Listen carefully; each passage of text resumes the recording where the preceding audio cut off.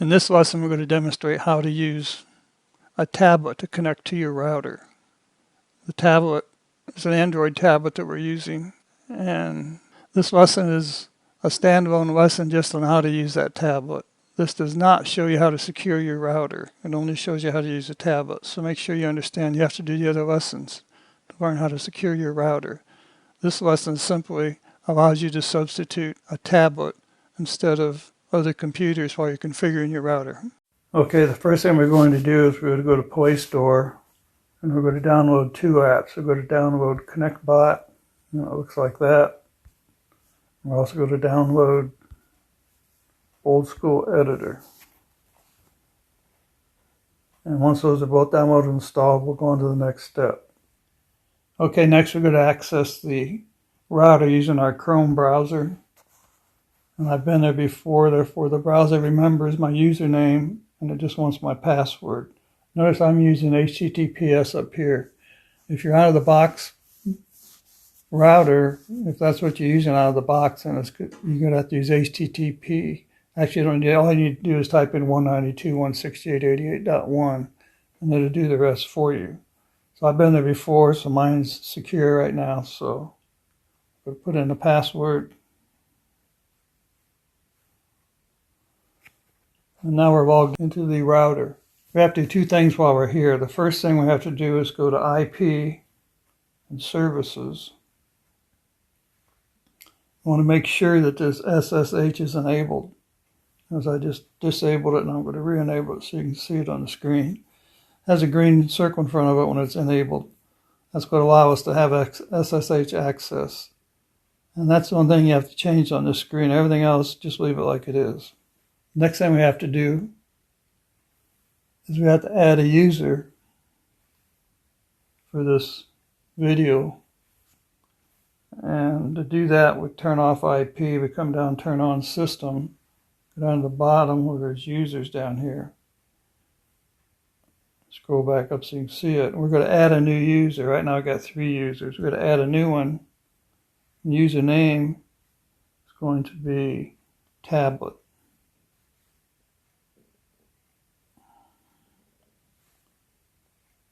So the username is Tablet, all lowercase. We're going to have full access to everything on the router. And we need a password. So we'll give it a password. This is just a test, so I'll do PASS. PASS. We make a comment, Android access.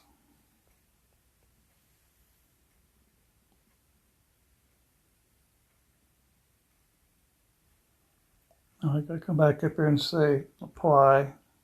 We'll say OK. So now we have a new user, Tablet. It's got full access. And that completes our activities of the first time we access the router using the browser. Next, we're going to use the ConnectBot to establish an SSH host for the router. Notice there's currently no host. We're going to click the plus down here. We're going to add a host. The username is going to be what we created as Tablet at, and the address 192.168.88.1. And we scroll down here where it says use public key authentication. We're going to say don't use any keys. Make sure that this thing is set to off. Now I'm going to go back to our host. In other words, we're going to add this host. Well, I should say we're going to add this host. Now we have a host connected. We're going to tap on the host name to see if we can log in with the router. It talks about this fingerprint. We're going to say yes, we accept the router fingerprint. It wants my password for the router, which we said it was a simple PASS. And we're done. And bingo, we're logged into the router. So we've proved we can access the router using SSH without any keys. Now we go to disconnect from the router. Up here, top right, we'll say disconnect, and we'll close out the connect bot. Now we're going to go back to our connect bot. And you notice we have the user. We need to assign a key for that user. So let's make a key first of all. So we click up here at the top right to create a new public key. We're going to give it the name, Lynn. You can use any name you want. I'm using the name that's familiar with my system. Add the 55 to make it different. So it's an RSA key. We'll change this to, we'll just leave that alone. We'll leave it at 2048 because this is just a test setup. Password down here. The password, if you put a password on, nobody can access your file unless they have the password. So we'll make the password pass. Confirm it. So now we're going to generate this key. And then once you move your finger around while it generates the key, you notice it's doing percentages here while my finger is moving. And pretty soon it'll be finished. Now it's finished and it created this key, Lin9155. So the next step, we have to make this key available to the router, the public part of it. Remember, this is a key pair. So we got to hold, press and hold, and we're going to copy the public key. We just copied it into the clipboard for future use. So now we're finished using this Connect bot. So we'll bail on a Connect bot. Our next step is to get the public key loaded onto the router. And to do that, we have to use this old school editor. So we start up the old school editor, and there's a couple of things we need to do. We need to make sure that the word wrap is enabled. So apparently it comes up that way by default. And the other thing we have to do is go down here to settings. Way down here towards the bottom, up here, append text automatically. We will make that false. We don't want to put a text extension on the files that we save. So now we're finished with the settings.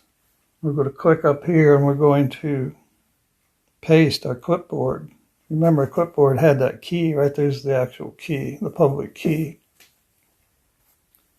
We're going to save this. I'm going to save it. I'm saving mine to my downloads. I'm going to call it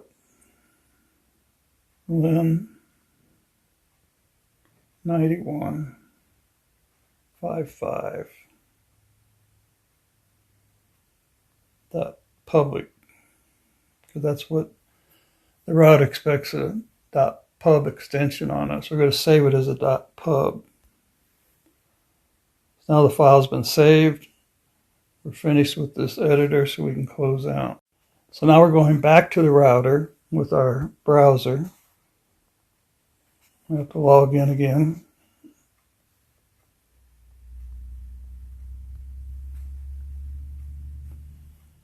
Now we're logged back into the router. And what we have to do, we have to upload this public key. So the way we do that, we go to Files, right here under Files. And we're going to choose a file. It takes you back to your folders on your tablet. Notice right here we have Lin9155 pub. So I'm going to click on that. And now it's loading it. You can see down here Lin9155 pub has been loaded. So now the file is on the router. Now we have to assign that file to a user. So we go back to our system users.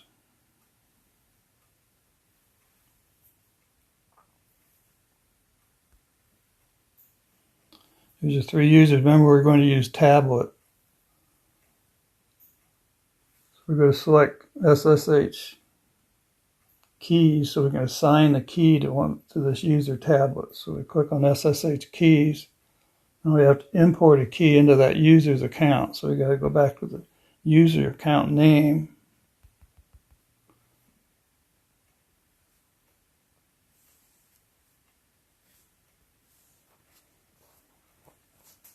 Okay, so we've placed in the username tablet. I'm going to select the key, and it takes you back to the key list in the files. You notice right here is our thing that's installed on the router. So now we're going to go ahead and import that SSH key. So now you notice under keys here, under user keys, we have two users. Now tablet has this key, and add user has the other key. Notice over here, we list all the users that are on the tablet, and over here, active users, who's connected right now. My web browser is the only thing connected right now, so I just wanted you to understand that. Okay, so at this point in time, the router is actually ready to use SSH keys for access. So let's close out this browser. In this step, we're going to use ConnectBot, and we're going to tell ConnectBot to start using the keys. So we have to edit our host so to use the keys we've already created. So we hold the tablet, edit the host. And down here, use pub key authentication. We're going to say use this key, Lin90-155. And down here under SSH authorized agent, we have to enable that. And that basically takes care of it. Now the host can use keys to access the router that's ready to receive a key. So at this point in time, we go ahead and click on the host name and we'll see what happens. Password for the key, remember it was pass. And now we're connected. So we now have a SSH key connection to the router. We can now access the router without using passwords, and that's important. And you'll see in other lessons why that's important. So at this point, we've completed our task. We can access the router with the browser. We can also access the router with this terminal using SSH keys. You'll find out in other videos that the WebFig terminal is not worth using. So we're going to use this SSH key access to the router as our substitute terminal. So we'll use this terminal and WebFig to make all your router configurations. And this is used the same in all the other videos, just you'll be using a tablet is the only difference.